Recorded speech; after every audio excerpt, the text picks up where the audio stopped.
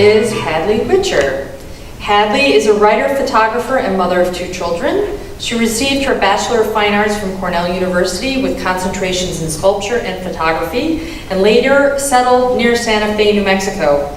She worked as a photographer, video producer, and as a legislative proofreader. It's a very interesting combination of jobs. But it was her assignment writing commentaries and film reviews for KUNM, the NPR affiliate in Albuquerque, that reawakened her passion for writing. In 2007, she returned to the Philadelphia area where she was born and raised. She has been in the MFA program at Rosemont College for a long time and is finally writing her thesis. Please welcome Hadley. Her left hand rested on her hip as she thrust one foot forward defiantly, a red and white blue cowboy boot with the Texas star stitched on its side. She was splendidly dressed in a red fringed leather skirt and fitted sequined blouse. Her hat sat high on her head and a lasso hung from her right hand. I stood in front of the glass with my mouth open, speechless. I was talkative for a 4-year-old, but this mannequin in her dazzling outfit left me at a loss for words. My parents and my brother Jeremy walked ahead towards the baggage claim. My mother looked back at me, stopped when she realized I had paused in front of the display case. "Come on, Queenie," she called me. "They're waiting for us downstairs." I looked back at the faceless figure, so proud in her posture, and backed away slowly. Clutching my pink stuffed elephant, I stood up a little straighter and made a mental note that I was going to need to get some Texas clothes at some point. I turned and skipped toward my mother, whose hand was stretched out toward me.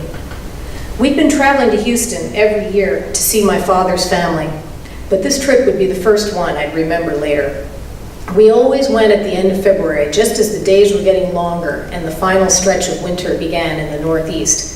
It was 1970 and the beginning of my awareness of the differences between the 2 sides of my family. My mother came from a long line of Philadelphia Quakers, all but a few named Samuel and Hannah. They'd named me Elizabeth. My father told his Texas family that it was popular in the Northeast to name girl children after the Queen of England. This had to have been something he made up, but as long as I can remember, everyone called me Queenie. My mother was an artist. She'd moved to New Orleans after she graduated Vassar in 1962. She was working at an art gallery in the Garden District when she met my father, who had a job with Colonial Pipeline at the time. My father used to say, "A mainline girl is like a library book. You can borrow her, but ultimately she needs to be returned." Like most Texans, he is resourceful and good at reinventing himself when called upon to do so. He journeyed north with her and settled in the Philadelphia suburbs, making a career in insurance sales. My brother and I were raised with the Quaker ethics of simplicity, sincerity, and service. It was an idyllic childhood, marked by the traditions that come with the change of seasons, tobogganing on snowy hills every winter, picnics under blossoming trees at the Tyler Arboretum in the spring, weekends at the seashore at Cape May throughout the summer, and the exhilaration of leaping into big piles of leaves that my parents would rake in November. I was an outdoorsy child, almost a tomboy. I'd scramble to the top of the sliding board in my kid sneakers and overalls on the playground at Haverford Friends School. On the rare day that I would wear a jumper and knee socks, one of the older, plain-dressed teachers would call to me as I swung across the monkey bars. "Get thee a pair of bloomers," she would say, and send me inside of the office where the secretary kept a supply in a drawer. This changed, of course, after that trip to Houston in 1970. I stood on the sidewalk, blinking in the glaring sun as my father griped to my mother about the fact that his brother, my Uncle Neil, didn't have it in him to park the car and greet us at the gate. "What's the point? We may as well take a cab," he said. Our suitcases were lined up in front of us. Businessmen carrying briefcases, garment bags slung over their shoulders, waited at the taxi stand as cars passed slowly by the curb. "That's him there, isn't it?" my mother asked as a red convertible Pontiac rolled toward us. "Well, look at that. Dang him," my father said. The car slowed and stopped in front of us. Uncle Neil stepped out of the driver's seat and walked around the back of the Pontiac as a smile spread across his face. He extended his hand and laughed. "Hey, brother, good to see you. How was the trip?"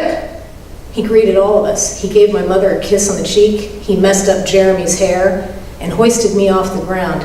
"You're getting big, Queenie," he said. "Last time I saw you, you were a bitty thing." Uncle Neil was at his most confident. basking in the success of the first of many fortunes he would earn and later lose. He and my father lifted the suitcases into the trunk in the Pontiac. My mother, Jeremy, and I climbed into the back seat. As we rolled away from the airport and into the city of Houston, I breathed in the spring air and felt the sun on my forehead. It was barely warm enough to ride with the top down. My mother was too polite to ask Uncle Neil to raise it, most likely knowing how important it was to him that he be noticed on the road. She leaned toward me and buttoned my cardigan sweater. In the front seat, Uncle Neil pointed out changes along the way. Next to every rundown house or storefront crowded by hibiscus and azaleas stood a brand spanking new building with gleaming windows and small trees lined up along the sidewalk. "City's booming," Uncle Neil said. "All this talk of an energy crisis? I say let's have it. It's good for Texas." "You want us to have to rely on the Saudis for everything?" my father said. "Not everything. Hey, all's good with the Saudis. Nixon needs to get King Faisal over here, just like LBJ did. Show him some American hospitality. He should bring him down here for some Texas barbecue." "I don't think Arabs eat barbecue. It has to cook for too long after they slaughter the cow." "You got a point there, brother. Might have to serve him something else. Don't suppose you drink any Lone Star either, or margaritas." We turned down a street, shaded by the canopy of live oaks, and passed under them. Some boys playing baseball moved out of the road and onto a front lawn. They waved as we passed them. A moment later, we turned into my uncle's driveway. "Judy just did the living room. Make sure you compliment her, okay?" he said. "Melissa and the boys should be home from school. Pool's heated if you kids want to swim. I think Judy jacks it up to about 85, so it's actually pleasant." The thought of leaping into a swimming pool made my heart speed up. "Please, Mommy, can I asked her. "It's awfully cool out," she said. "Maybe, but give me a few minutes to say hello and get settled." We entered through the front door. Aunt Judy had trained Uncle Neil to go in that way with guests, no matter who they were, in case there might be a mess of dishes in the kitchen. She bustled down the hall towards us. "Hi, y'all. It's so good to see you. How was y'all's trip? Are you exhausted?" Aunt Judy's hair was bigger and blonder than I had remembered it. She wore big white round earrings and a pantsuit with purple and orange concentric circles all over it. She gave my mother a hug, and then she leaned down to me and said, "Look at how you're grown up. You're getting a little Queenie. Everyone can't wait to see you. Are you hungry? You and your brother come on into the kitchen and have a snack." "Melissa," she hollered, "get in here. Your cousins are here all the way from Philadelphia. Give them a proper greeting." I had hoped I would get to sleep with Melissa in her room. She was 9 and still had a lot of her toys, including a fine collection of Barbie dolls. She had 2 pretty twin beds with key lime bedspreads. My parents would not let me sleep there the year before when we visited because I was not entirely toilet trained then, but it had been months since I had worn a diaper at night. I carried my small bag and my elephant down the hall and found her room. I pushed open the door. Melissa lay on her stomach, spread out on the carpet, reading Little House in the Big Woods. She looked up. "Hi," she said. "Hi. Do you still have your Barbies?"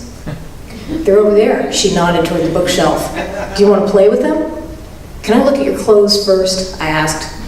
"Sure," she said, standing up. I followed her to the closet. She opened the door and began to show me her outfits, telling me a little about each one. There were about a dozen. She pushed the hangers across the bar one by one, occasionally pulling one out to hold up against herself. I noticed a blue sequin sleeve and reached for it. Melissa lifted the hanger and brought it down. "This one Polly made for me for the father-daughter dance at school. Dad said it was too much. He wanted me to wear a party dress. But I think it's pretty." I was stunned. It was so much like the outfit the mannequin wore at the airport.